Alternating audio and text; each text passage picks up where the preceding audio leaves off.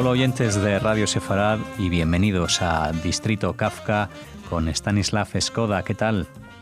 Muy bien, ¿qué tal vosotros?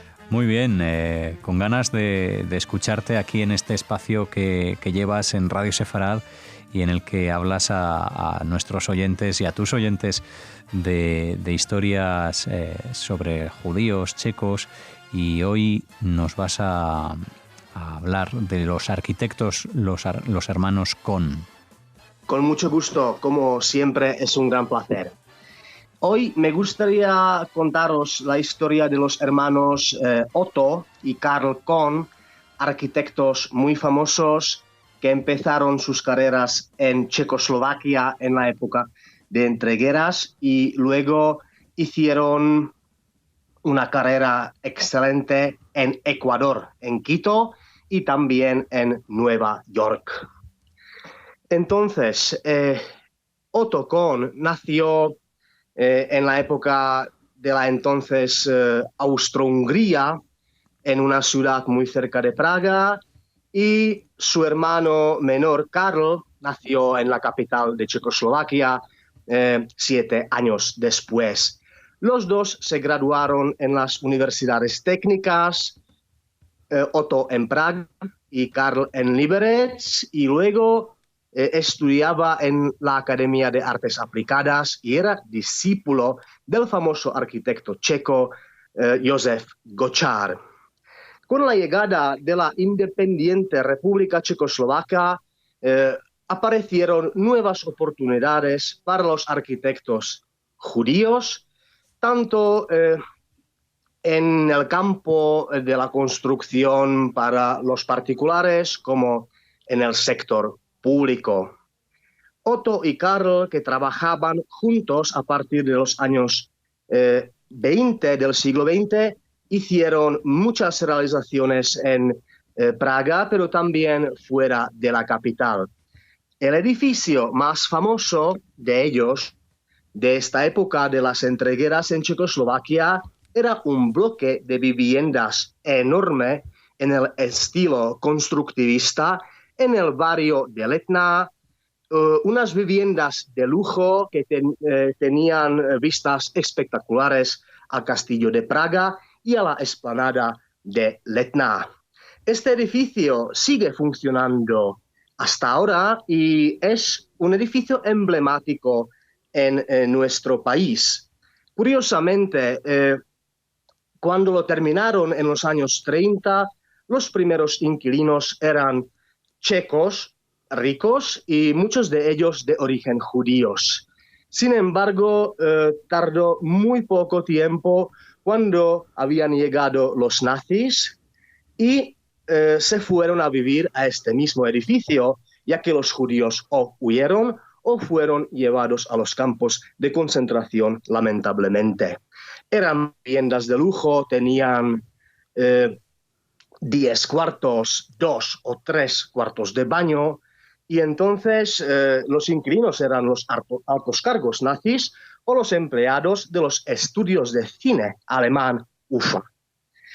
Sin embargo, a partir del año 1938, los hermanos Cohen, sabiendo perfectamente de que la situación había sido muy grave, querían emigrar a Estados Unidos o a Gran Bretaña, pero no consiguieron las visas.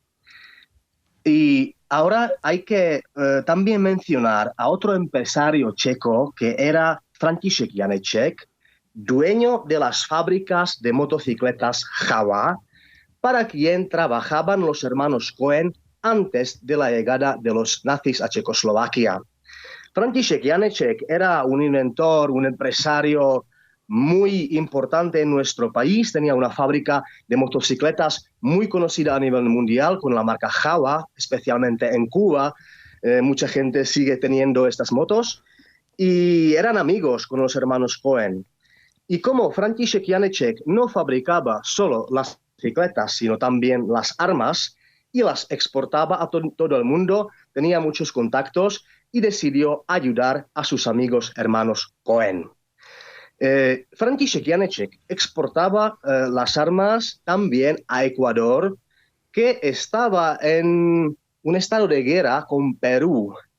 Y el gobierno de Ecuador tenía una deuda, debía mucho dinero a František Janeček, y entonces František Janeček les ofreció un plan.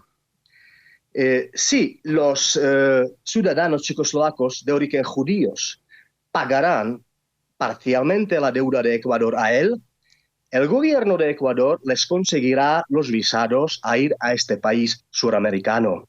Y así fue.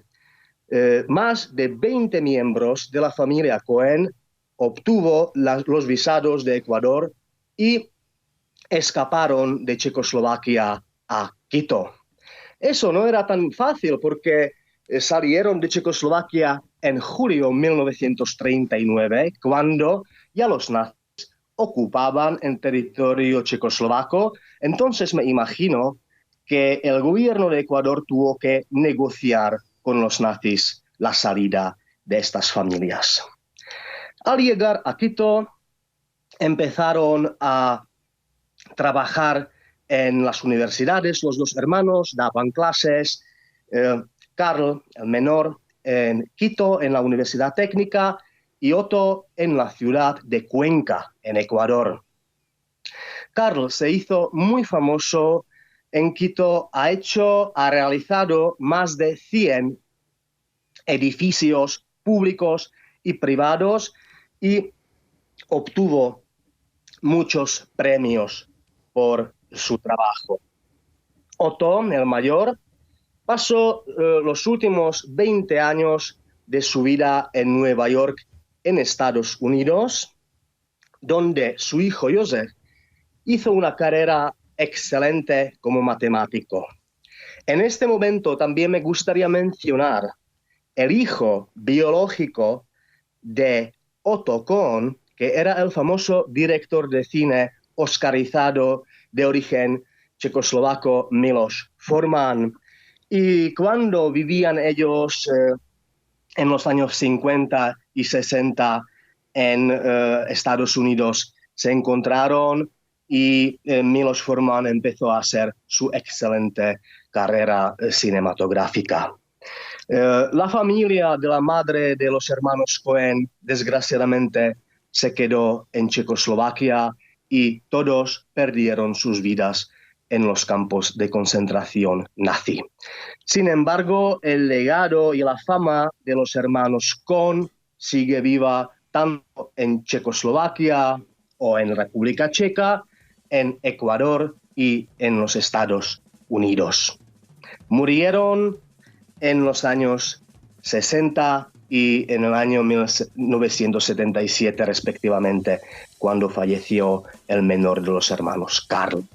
Bueno, y su legado queda vivo también gracias a tus palabras, Stanislav, en este distrito Kafka, en el que has recordado y has contado precisamente su historia, la de estos hermanos, los arquitectos Carl y Otto Kohn.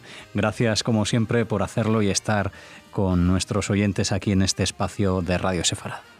Muchísimas gracias, Alejandro, y me gustaría mucho, próxima vez, mencionar otros arquitectos checos de origen judíos, ya que tenemos muchos y no todos son bastante conocidos en nuestro país, salvo los hermanos Kohn. Muchísimas gracias, que tenga un buen día.